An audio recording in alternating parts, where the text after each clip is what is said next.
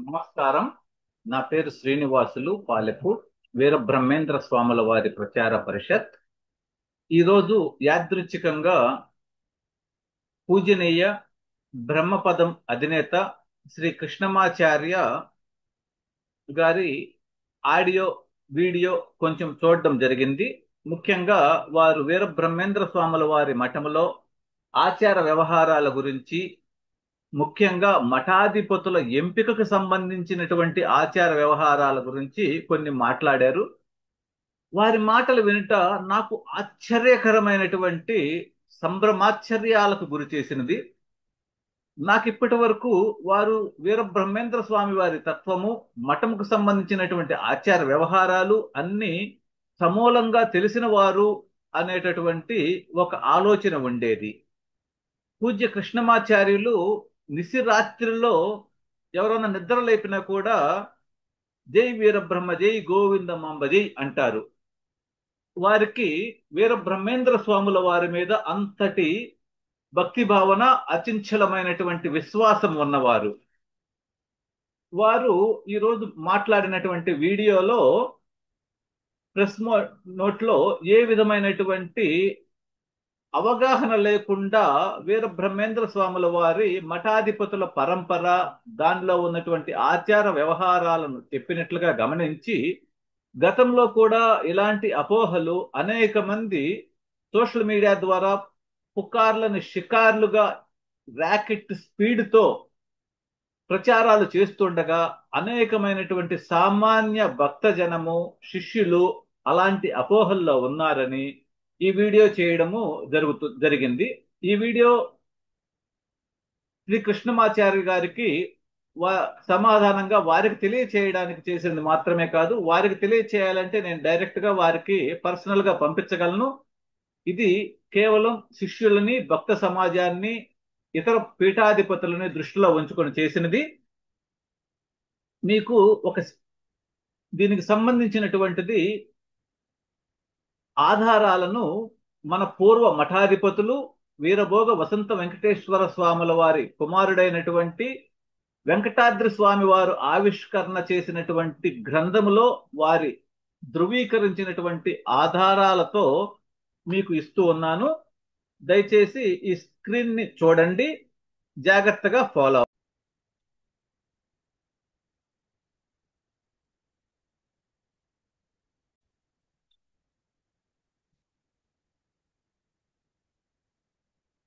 So మఠాధిపతుల బతికి ఉండగానే, అంటే ఈ గ్రంథంలో వెంకటాద్రి స్వామి ఆవిష్కరణ చేసిన గ్రంథం 1735లో మఠాధిపతుల కొడుకులు బతికి ఉండగానే తమ్ముడు మఠాధిపతి అయ్యారు అని ఉన్నదండి. ఇది వెంకటాద్రి స్వామి గారు ఆవిష్కరణ చేసినటువంటి గ్రంథం అండి. ఇది తరువాత పేజీ అండి. ఈ గ్రంథంలో వెంకటాద్రి స్వామి చేతుల మీదుగా ఆవిష్కరణ చేసిన ఈ గ్రంథంలో 79వ పేజీ అండి. దీంట్లో 27, 28, 29 లైన్లు, 30 లైన్లు చూస్తే మనకు అర్థమవుతుందండి. దీనిలో వెరీ క్లియర్ గా వీరనారాయణమ్మకు చినగోవిందయాచార్యులు అనే ఒక కుమారుడు, పెదగోవింద స్వాములు అనే ఒక కుమారుడు ఉన్నారండి. చినగోవింద స్వాములు పెద్ద కుమారుడు 1687లో పుట్టాడు. ఆ తర్వాత అనేక సంవత్సరాలకి పెదగోవింద స్వాముల వారు పుట్టాడు. సో పెదగోవింద స్వాములు అనేవారు రెండవ కుమారుడు. సో పెద్ద కొడుకు కాకుండా రెండవ కుమారుడు ఇక్కడ మరలా మఠాధిపతి అయ్యారండి. అలానే ఇది వెంకటేశ్వర స్వామి గారు వెంకటాద్రి స్వామి గారు తెలుసుకోవాలి, పెద్ద కొడుకే మఠాధిపతి అనే ఆచారం ఇప్పటి వరకు ఎక్కడా జరగలేదండి. అలానే వారు వెంకటాద్రి స్వామి గారు చేసే ఇంకొక ఆరోపణ ఏంటంటే, చెప్పే ఆరోపణ కాదు, చెప్పేటటువంటి సాంప్రదాయం ఏంటంటే, మఠాధిపతిగా కొనసాగాలంటే భార్య చనిపోగానే తక్షణం పెళ్లి చేసుకోవాలి, లేకపోతే మఠాధిపతిగా ఉండడానికి అవకాశం లేదు అనేది వారు చెప్పేటటువంటి ఒక విషయం అండి. ఇక్కడ చూస్తే పెదగోవింద స్వాముల వారి తర్వాత సదానంద గోవింద స్వాములు మఠాధిపతి అయ్యారు. వాస్తవానికి పెంచలయ్య గారు ఒక గ్రంథములో, మఠము ప్రచురణ చేసిన ఒక గ్రంథములో ముందు మాట రాస్తూ అక్కడ నిక్షిప్తం చేసినటువంటి సమాచారం ప్రకారం పెదగోవింద స్వాములు మఠాధిపతి అయ్యే నాటికే భార్య చనిపోయి ఉన్నారు, భార్య లేదు ఆయనకి. సో అది మనం అప్రస్తుతం ఇక్కడ దీంట్లో ఈ గ్రంథంకి సంబంధించిన విషయం కాదు అది. అలానే సదానంద గోవింద స్వాముల వారు మఠాధిపతి అయ్యారు. వీరి ధర్మపత్ని వీర పాపమాంబ. సో మనకి శివరాత్రి రోజు ప్రతిరోజు ప్రతి శివరాత్రికి కూడా మఠంలో వీర పాపంబ కలశం చేస్తారండి. అది అందరికీ మఠం యొక్క సాంప్రదాయ ఆచార వ్యవహారాలు తెలిసిన ప్రతి ఒక్కరికి తెలిసిన విషయం అండి. సో వెంకటాద్రి స్వామి వారు చేసే ఇంకొక ప్రచారము అంటే వారికి తెలియదు పాపం, వెంకటాద్రి స్వామి గారు ఎప్పుడు కూడా మఠ ఆచార వ్యవహారాల్లో సాంప్రదాయాల్లో లేరని వారి నాన్నగారు చెప్పారు. ప్రపంచానికి మొత్తానికి వారి నాన్నగారు తెలియచేసి ఉన్నారు. అందువల్ల దాన్ని మనము వారు తెలియకపోవడము అనేది తప్పు విషయం కాదు. కానీ తెలుసుకోవాలి అని ప్రయత్నం చేయకపోవడం అనేది కొంచెము మనము బాధపడవలసినటువంటి సందర్భము. ఇక్కడ వీరపాపమాంబ 1820లో స్వర్గస్థులయ్యారండి. ఇది చూస్తే మీకు ఈ ఎర్ర లైన్ లో బాక్స్ లో ఉన్నది కనిపిస్తూ ఉంటుంది. 1820లో వీరపాపమాంబ స్వర్గస్థులవగా 1826 వరకు సదానంద గోవింద స్వామి మరలా వివాహం చేసుకోకుండా మఠాధిపతిగా కొనసాగారు. ఇది చనిపోయిన స్వర్గస్థులైన డేట్ కాదండి, మఠాధిపతులుగా కొనసాగినంత వరకు డేట్ అండి. ఎందుకంటే నెక్స్ట్ మఠాధిపతి చూస్తే ఇక్కడ తర్వాత ఇక్కడ చూస్తే 1826లో సదానంద గోవింద స్వామి తర్వాత వారి తమ్ముడైనటువంటి వెంకటాద్రయ్య స్వామి మఠాధిపతులయ్యారండి. ఆయన 1826లో మఠాధిపతులయ్యారు. సో సదానంద గోవింద స్వామి తర్వాత వెంకటాద్రి స్వాముల వారు అయ్యారండి. ఈయన ఏమవుతారంటే పూర్వ మఠాధిపతి గారికి తమ్ముడు వరుస అవుతాడండి సదానంద గోవింద స్వాముల వారికి. సో ఆయన 1826లో మఠాధిపతి అయ్యారండి. వారి అన్నగారు స్వర్గస్థులైన తర్వాత అంటే ఇక్కడ తమ్ముడు మఠాధిపతి అయ్యారండి. సో మరి కొడుకే మఠాధిపతి అవుతారు అంటే మరి ఇక్కడ తమ్ముడు ఎలా అయ్యారండి? కొడుకే మఠాధిపతి అవ్వాలని సాంప్రదాయం అంటే, సాంప్రదాయము ఆచారము అంటే మఠము స్థాపన చేసిన రోజు నుంచి ఈ రోజు వరకు కూడా ఎలాంటి పరిస్థితుల్లో కూడా తప్పని దాన్ని మాత్రమే సాంప్రదాయం అంటారు. ఒక్కసారి తప్పినా కూడా అది సాంప్రదాయము అనబడదు. సో 1850లో వీరు స్వర్గస్థులయ్యారండి. ఎవరు? వెంకటాద్రి స్వామివారు. సో వారి భార్య చూస్తే వారి భార్య 1845లో స్వర్గస్థురాలయ్యారండి. అయితే వారి భర్త గారు మరలా వివాహం చేసుకోకుండానే 5 సంవత్సరాలు మఠాధిపతిగా కొనసాగి 1850లో వాళ్ళు స్వర్గస్థులయ్యారు. చూడండి ఇక్కడ నెక్స్ట్ మఠాధిపతి ఎప్పుడయ్యారంటే కూడా 1850 ఉంటుందండి. ఇక్కడ ఈ రెడ్ మార్క్ పక్కలో ఉంది చూడండి 1850 అని. అప్పటి వరకు ఆయనే మఠాధిపతిగా కొనసాగారు 5 ఏళ్ళు. ఆ తరువాత వీరిది చూసినా కూడా వీరు 1870లో స్వర్గస్థులుగా వారి భార్య 1869లోనే స్వర్గస్థులైనట్లుగా ఉన్నది. అలానే వీరి తరువాత మఠాధిపతులైనటువంటి వారు కూడా 1884లో స్వర్గస్థులవగా వారి భార్య 1883లోనే స్వర్గస్థులయ్యారు. అంటే ఈ నలుగురు కూడా ఒకళ్ళు 6 ఏళ్ళు, ఒకళ్ళు 5 ఏళ్ళు, ఇంకో ఇద్దరు ఒక్కొక్క సంవత్సరము వారి భార్యలు స్వర్గస్థులైన తర్వాత కూడా మఠాధిపతులుగా కొనసాగుతూ ఏ విధమైనటువంటి వివాహం చేసుకోకుండానే కొనసాగారు. సో 18 ఈ పేజీలో చూస్తే అన్ని కూడా వెరీ క్లియర్ గా ఉంటాయండి. ఈ పేజీ కావాలనుకున్న వాళ్ళు నాకు 9902451315 కు వాట్సాప్ చేస్తే వీటన్నిటిని పంపడం జరుగుతుంది. పూజ్య కృష్ణమాచారి గారికి కూడా పంపిస్తాను. ఈ వీడియో చేయటంలో ముఖ్య ఉద్దేశం ఏంటంటే సాధారణ ప్రజలు సామాన్యులు అర్థం చేసుకుంటారని మాత్రమే. ఆ తరువాత ఈ మధ్య కాలంలో వెంకటాద్రి స్వామి వాళ్ళు విపరీతంగా ముఖ్యంగా వారి మేనమామ గారు ప్రచారం చేసింది ఏంటంటే పూర్వపు మఠాధిపతులకి 60 ఏళ్ల వయసులో పిల్లలు పుడతారా, ఆ సామర్థ్యం ఉన్నదా అని ప్రచారం చేశారండి. ఇక్కడ మనం చూస్తే గతంలో 8వ మఠాధిపతులుగా ఉన్నటువంటి శ్రీ శ్రీ గోవింద స్వాముల వారు ఈ పేజీలో 49వ లైన్లో ఉన్నారండి. వారు శ్రీ గోవింద స్వాముల వారు 1816లో పుట్టారండి. వారు భార్య చనిపోగా మరలా రెండవ వివాహం వెంకమాంబ గారిని చేసుకున్నారండి. ఈ వెంకమాంబ గారికి పుట్టిన వారు వెంకటేశ్వర స్వాముల వారండి. శ్రీ శ్రీ శ్రీ వెంకటేశ్వర స్వాముల వారు వీరు వెంకమాంబ గారికి పుట్టినవారు. వీరు వీరు ఎప్పుడు పుట్టారు అనేది చూస్తే 1890లో అండి.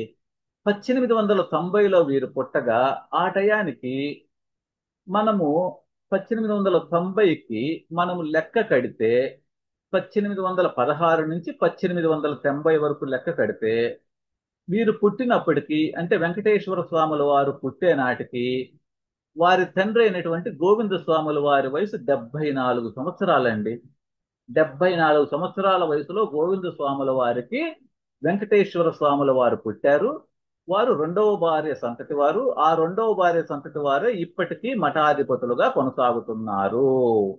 అంటే ఈ వెంకటాద్రి స్వామి గారి మేనమామైనటువంటి పర్లకొండ చంద్రశేఖర్ గారు ఏది నోటికి వస్తే అది రాస్తూ ఉంటారండి.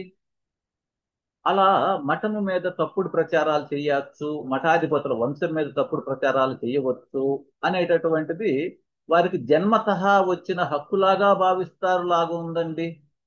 ఎన్నెన్నో దుష్ప్రచారాలు చేస్తూ ఉంటారు వారు. సో అలానే ఆ తరువాత చూస్తే మనకి ఇంకొక ఆరోపణ ఏంటంటే వీరు చేసేటటువంటి మఠాధిపతులుగా ఉండాలి అంటే పెళ్ళై ఉండాలి, పెళ్లి కాని వారు మఠాధిపతులుగా పనికిరారు అనేది కూడా ఒక సాంప్రదాయం అని చెప్తారు. సాంప్రదాయం అంటే మఠాధిపతి ఎంపిక ప్రక్రియలో ఒకటి ఉంటుందండి, ఇన్ని సాంప్రదాయాలు ఉండవండి. ఒకే ఒక సాంప్రదాయం అంటారు అంటే అది కూడా ఆ జన్మ అంటే ఆచంద్ర తార్కాణం అంటే మఠము స్థాపన చేసిన రోజు నుంచి ఈ రోజు వరకు కూడా ఫాలో అవుతుంటే దాన్ని మాత్రమే సాంప్రదాయం అంటారండి. వేరే వాటిని కూడా సాంప్రదాయాలు అనరు. ఇక్కడ 10వ మఠాధిపతి శ్రీనివాస స్వాముల వారు చూస్తే వారు 1918లో జన్మించినట్లుగా ఇక్కడ ఉన్నదండి. 1918లో జన్మించిన శ్రీనివాస స్వాముల వారు 1932లో మఠాధిపత్యం వహించినట్లుగా ఇక్కడ ఉంది. అంటే 1918 నుంచి 1932 వరకు 14 సంవత్సరాల వయసేనండి. అప్పటికి వారికి పెళ్లి అవ్వలేదండి. ఇక్కడ చూస్తే వారి వివాహ వయసు 1936 అండి. అంటే అప్పటికి కూడా మేజర్ అనేది 18 ఏళ్ళేనండి. కానీ 14 ఏళ్ల వయసులోనే చిన్న పిల్లవాడిగానే శ్రీనివాసుల స్వామి మఠాధిపతులు అయ్యారు.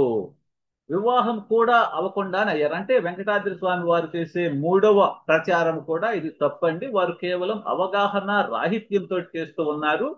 వారిని ఏదో మీరు ప్రశాంతంగా కూర్చోండి, మేము చెప్పిన పలుకుతూ ఉండండి, మిమ్మల్ని మఠాధిపతిని చేస్తాము అని ఎవరో అడ్డం పెట్టుకొని ఇలాంటివన్నీ కూడా ఆడిస్తూ ఉన్నట్లుగా నాకు తోచుతున్నది. అలానే శ్రీ కృష్ణమాచారి గారు కూడా అమోఘమైనటువంటి జ్ఞానం కలవారు. ముఖ్యంగా వీర బ్రహ్మేంద్ర స్వాముల వారి బోధనల మీద వారిని అర్ధరాత్రి నిశిరాత్రి లేపినా కూడా జై వీర బ్రహ్మ జై గోవిందమాంబ జై అంటారు. అలాంటి వారు ఎంతో విజ్ఞానాన్ని అర్జించినటువంటి కృష్ణమాచారి గారు స్వామివారి వంశీయుల చరిత్ర, వంశ వృక్షము, మఠాధిపతి ఎంపికలో గత సాంప్రదాయాలు తెలుసుకోకుండా గతంలో ఇలా ఎవరో చెప్పారండి, ఎవరో చేశారండి, మఠాధిపతులు అవ్వాలంటే మఠాధిపతులుగా కొనసాగాలంటే ఖచ్చితంగా భార్య బ్రతికే ఉండాలి, భార్య చనిపోతే తక్షణం పెళ్లి చేసుకోవాలి, లేకపోతే మఠాధిపతులుగా కొనసాగలేరండి అని చెప్పుట నాకు మిక్కిలి ఆశ్చర్యం కలిగించింది. నేను కృష్ణమాచారి గారి గురించి ఈ వాక్యాలు కనీసం కల్లో కూడా ఇమాజిన్ చేయలేదు. సో అలానే వెంకటాద్రి స్వామి గారు చేసే ఈ 3 ఆరోపణలు తప్పు అనేది వారు సరే 3 సాంప్రదాయాలు కాదు, అవి కేవలం వారి నోటికి వచ్చిన మాటలు మాత్రమే అని చెప్పడానికి వారు ఆవిష్కరణ చేసినటువంటి బృహత్తర గ్రంథమైనటువంటి మఠాధిపతుల వంశ చరిత్ర వంశ వృక్షము, వారి యొక్క పరంపర అనేటటువంటి ఈ గ్రంథంలోనే మనం తెలుసుకోగలిగాము. అలానే వారు చేసే ఇంకొక సాంప్రదాయము మఠాధిపతి రాజయోగము. మనకు రాజయోగ మఠం అండి. రాజయోగ మఠం అంటే భార్యతోటి బ్రతికి ఉండడము, భార్యని కలిగి ఉండడము, లేదా భార్యతో సంసార జీవితంలో ఉండడము అనేటటువంటి ఒక అర్థాన్ని వారు చెప్పి ఉన్నారు. ఇది వెంకటాద్రి స్వామి వారు చెప్పి ఉన్నారు. కానీ పిపిఎన్ ప్రసాద్ అంటారు, హైకోర్టులో రాసిన అఫిడవిట్ మొత్తం నాదేనండి, వెంకటాద్రి స్వామి పాత్ర సున్నా దాంట్లో అంటారు. అంటే వెంకటాద్రి స్వామికి ఏమీ నాలెడ్జ్ లేదు, అంతా నేనే చేశానంటారు.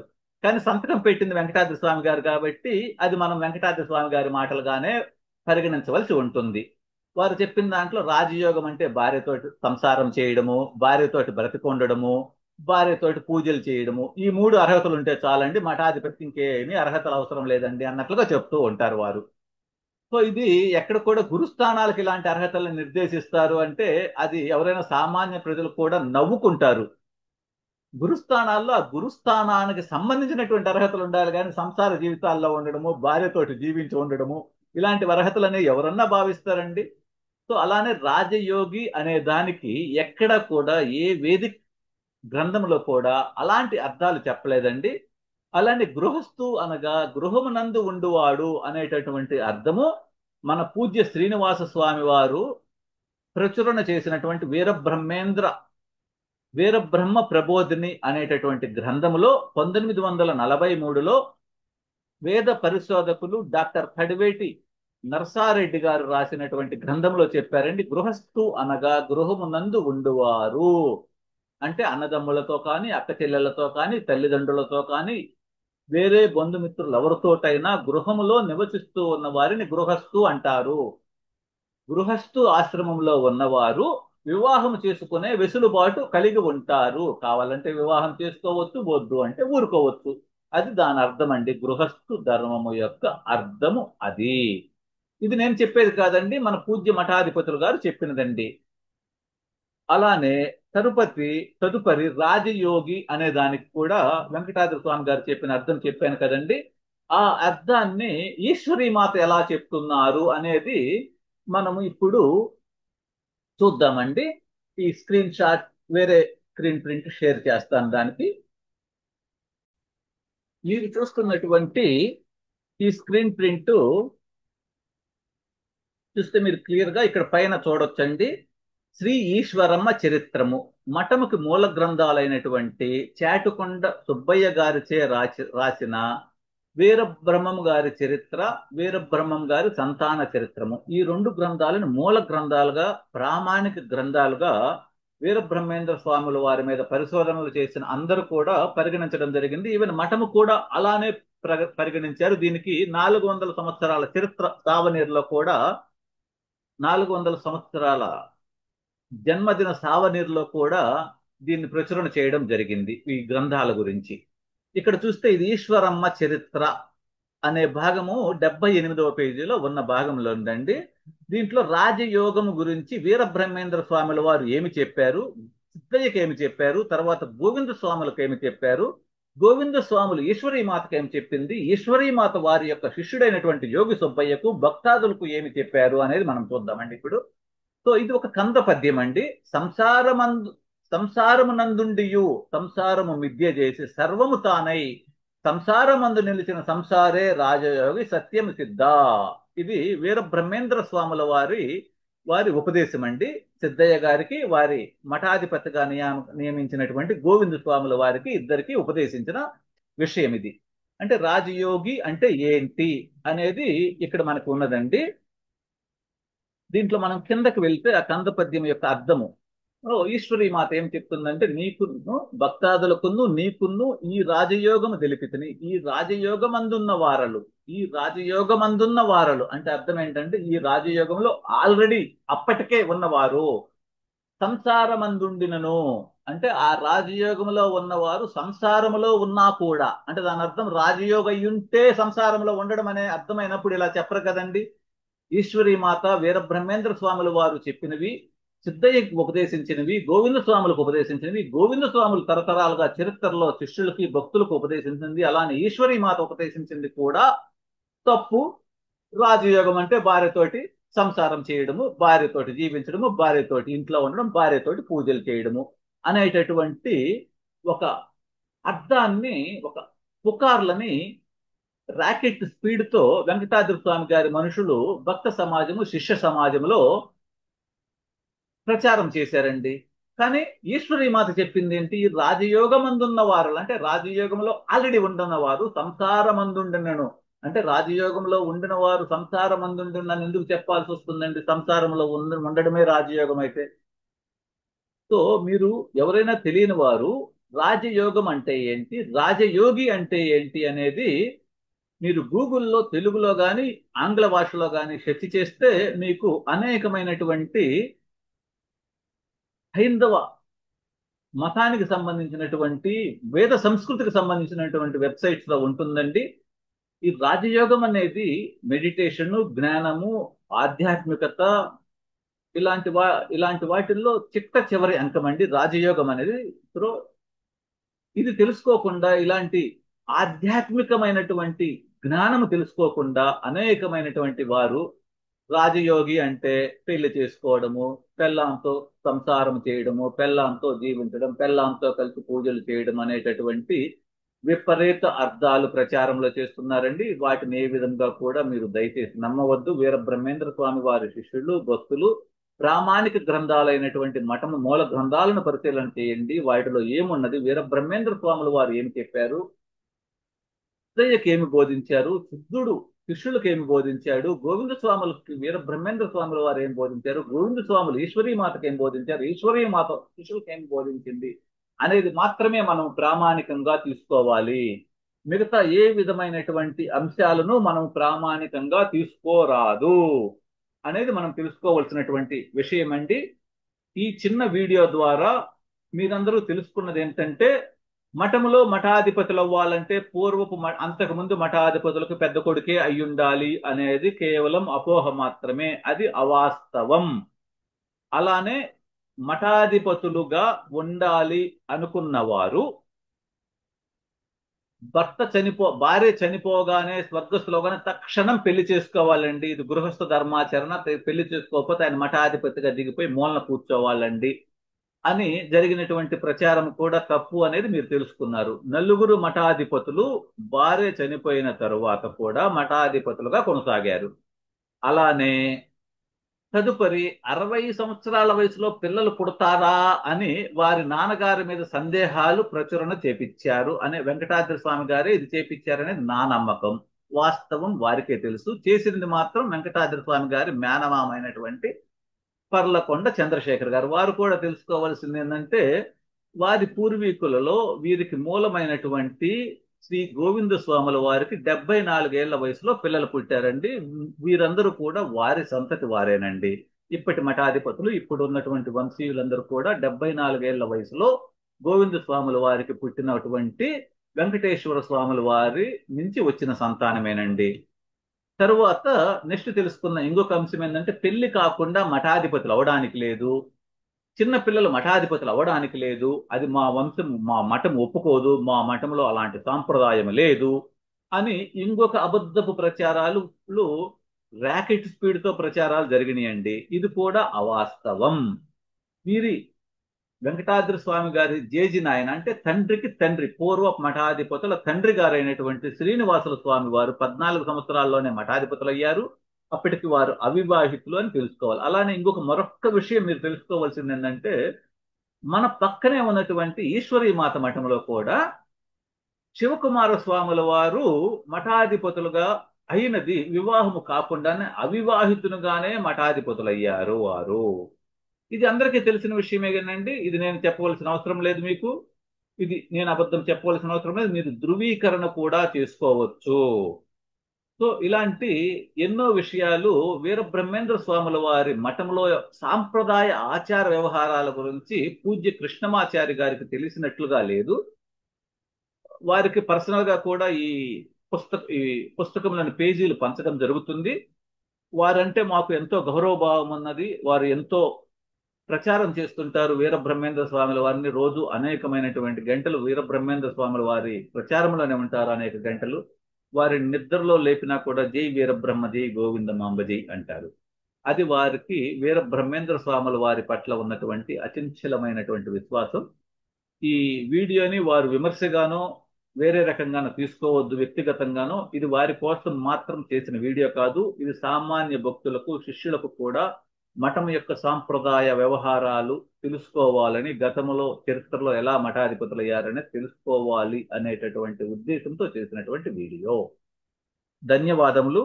ఈ వీడియోని మీ మిత్రులతో, శిష్యులతో, భక్తులతో అందరికీ షేర్ చేయండి. ఇప్పటి వరకు కేవలం అర్హతల ప్రాతిపదికన మాత్రమే వీరబ్రహ్మేంద్ర స్వాముల వారి మఠములో మఠాధిపతుల ఎంపిక జరిగినది. ఎక్కడ కూడా గంపగుత్తగా, గుడ్డిగా పెద్ద కొడుకు మఠాధిపతులు అనేటటువంటి సాంప్రదాయం లేనే లేదు. ధన్యవాదములండి.